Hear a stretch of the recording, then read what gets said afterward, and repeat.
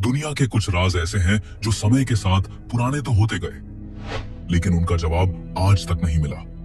कभी एक ऐसी किताब जो एक अजीबोगरीब भाषा में लिखी गई जो आज तक किसी को समझ नहीं आई, और समंदर में एक ऐसा कंप्यूटर मिला जो हजारों साल पुराना हो, और कभी ऐसे पत्थर जो इंसान की समझ से परे हैं। तो सवाल ये है, क्या ये सब सिर्फ इतिहास की गलतियां हैं, या फिर एक ऐसा सच जिसे इंसान समझने के लिए तैयार ही नहीं? आज हम चलेंगे एक ऐसे सफर पर जहां हम दुनिया के सबसे रहस्यमय राजों को एक्सप्लोर करेंगे, ऐसी चीजें जिनका जवाब आज तक किसी के पास नहीं। दोस्तों, अगर आपने अभी तक हमारे इस चैनल को सब्सक्राइब नहीं किया है तो जरूर सब्सक्राइब कर लें, क्योंकि आपके एक सब्सक्राइब से हमें बहुत मोटिवेशन मिलता है और हम आपके लिए ऐसी और वीडियोस बनाते रहेंगे। तो चलिए शुरू करते हैं पहले रहस्यमय राज से, जो है वॉयनिच मैन्युस्क्रिप्ट, एक ऐसी किताब जिसमें दुनिया के नियम ही उल्टे लगते हैं। सोचो, तुम्हें एक किताब मिलती है जो एक अननोन लैंग्वेज में लिखी हो, जिसमें अजीबोगरीब पौधों की तस्वीरें बनाई गई हों, और जिसका मतलब समझने की कोशिश में दुनिया के जाने माने साइंटिस्ट्स भी फेल हो गए हों। यही है वॉयनिच मैन्युस्क्रिप्ट, दुनिया की सबसे रहस्यमय किताब। 1912 में एक rare books dealer Wilfrid Voynich को यह किताब इटली के एक पुराने मोनेस्ट्री से मिली थी। इस किताब के अंदर 240 से ज्यादा पेज हैं, पर आज भी कुछ पेज मिसिंग है।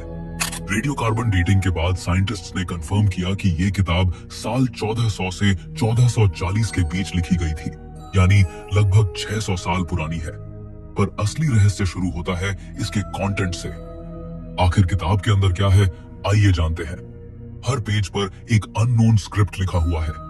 ये लैंग्वेज दुनिया के किसी भी कल्चर, किसी भी सिविलाइजेशन से मैच नहीं करती।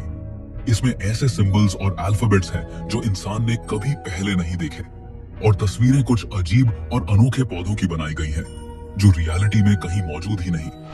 कुछ पेजेस पर एस्ट्रोलॉजिकल डायग्राम्स हैं, ऐसे स्टार्स और गैलेक्सीज जो मिडीवल यूरोप के लोग जानते ही नहीं थे। सबसे हैरान करने वाली बात, कुछ इलस्ट्रेशंस में naked women strange green liquid में स्नान करती हुई दिखाई गई हैं, जिनके आसपास ट्यूब और पाइप्स जैसी चीजें बनी हैं, जैसे किसी अननोन टेक्नोलॉजी का स्केच हो। कुछ लोग मानते हैं कि यह किताब एक एलियन सिविलाइजेशन का मैसेज है जो हम समझ नहीं पा रहे, और कुछ लोग मानते हैं शायद ये एक ऐसी एंशिएंट सभ्यता का रिकॉर्ड है जो खत्म हो गई, और उसकी लैंग्वेज हमारे लिए हमेशा के लिए खो गई। कुछ हिस्टोरियंस कहते हैं कि शायद ये एक मेडिवल मेडिकल गाइड है जो विमेन्स हेल्थ और हर्बल मेडिसिन पर लिखी गई थी, पर अगर ऐसा होता तो लैंग्वेज डिकोड हो जाती। कुछ एक्सपर्ट्स बोलते हैं कि शायद ये एक फेक मैन्युस्क्रिप्ट है जो मेडिवल जमाने में पैसा बनाने के लिए लिखी गई। पर सवाल उठता है, एक फेक किताब में इतना कॉम्प्लेक्स लैंग्वेज और सिस्टमैटिक सिंबल्स क्यों लिखे जाते? 100 साल से ज्यादा हो गए, पर इस किताब का कोड अब तक ब्रेक नहीं हुआ। आर्टिफिशियल इंटेलिजेंस और मॉडर्न क्रिप्टोग्राफी के बावजूद वॉयनिच मैन्युस्क्रिप्ट एक अनसॉल्व्ड पजल है। और सबसे बड़ी बात, हर पेज देखने पर लगता है जैसे इसमें कोई हिडन नॉलेज है जो इंसान से छुपाया गया हो, जैसे ये किताब किसी और दुनिया की साइंस हो। Number 2, Nazca lines.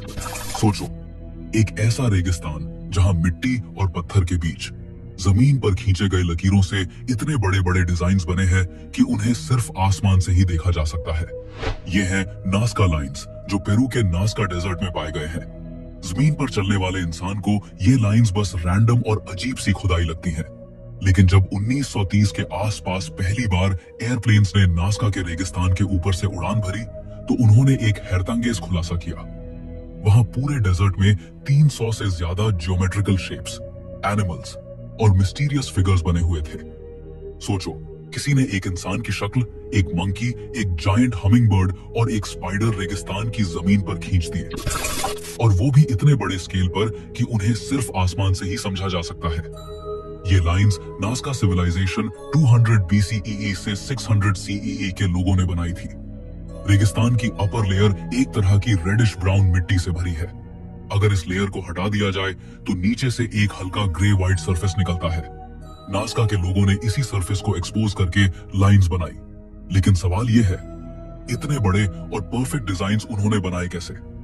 उस टाइम कोई ड्रोन नहीं था, कोई एयरप्लेन नहीं था। जमीन पर खड़े होकर इंसान को कभी समझ ही नहीं आता कि पूरा डिजाइन क्या बन रहा है। कई स्कॉलर्स कहते हैं कि नाज़का लाइंस एक तरह का एस्ट्रोनॉमिकल कैलेंडर थी। ये फिगर्स स्टार्स, कॉन्स्टलेशंस और सोल्स्टिस के टाइम अलाइन होते हैं।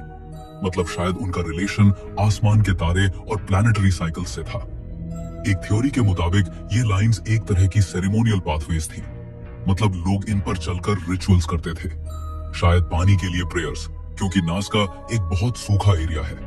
सबसे पॉपुलर और थ्रिल वाली थ्योरी ये है कि ये लाइंस किसी एलियन सिविलाइजेशन के लिए बनाई गई थी, एक तरह के लैंडिंग मार्क्स जिससे वो आसमान से आइडेंटिफाई कर सके, क्योंकि उस तरह की स्केल और परफेक्शन बनाना इंसान के लिए उस टाइम ऑलमोस्ट इम्पॉसिबल लगता था।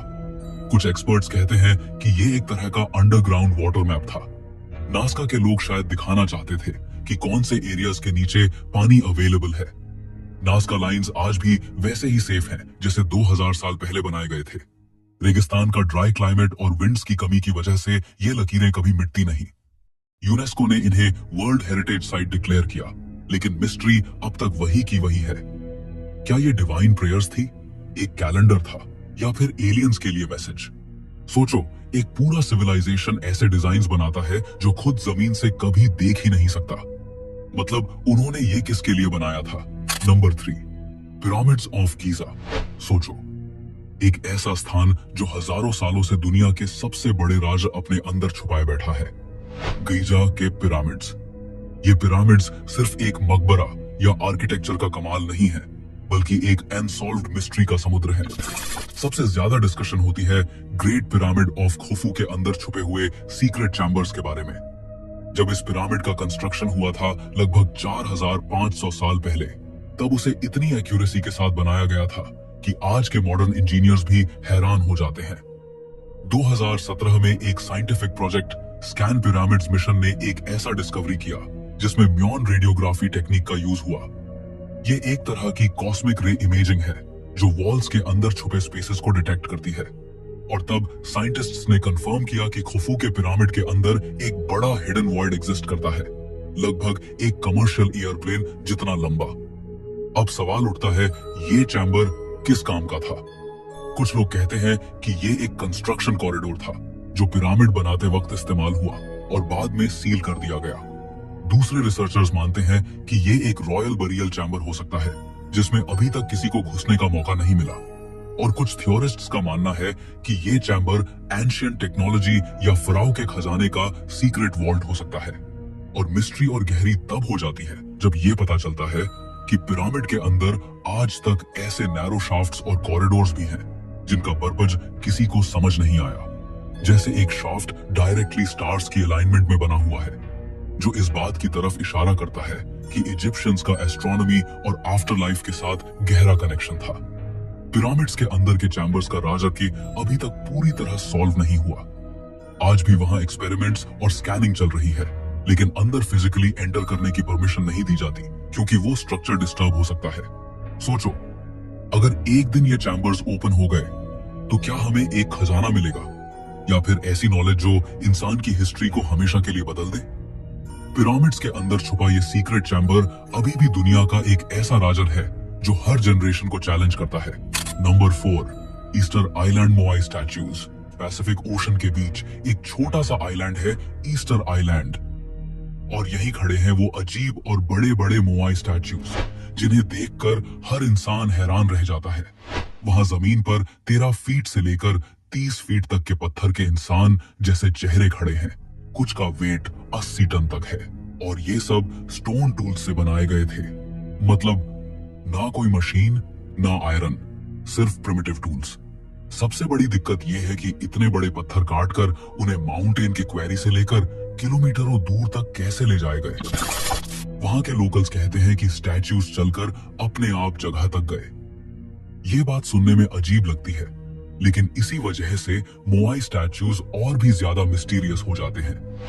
कुछ आर्कियोलॉजिस्ट्स कहते हैं कि शायद वो लोग रोप्स और वुडन लॉग से खींच कर लाए होंगे, लेकिन प्रैक्टिकल एक्सपेरिमेंट्स करने के बाद भी आज के मॉडर्न लोग इन्हें मूव करने में स्ट्रगल करते हैं।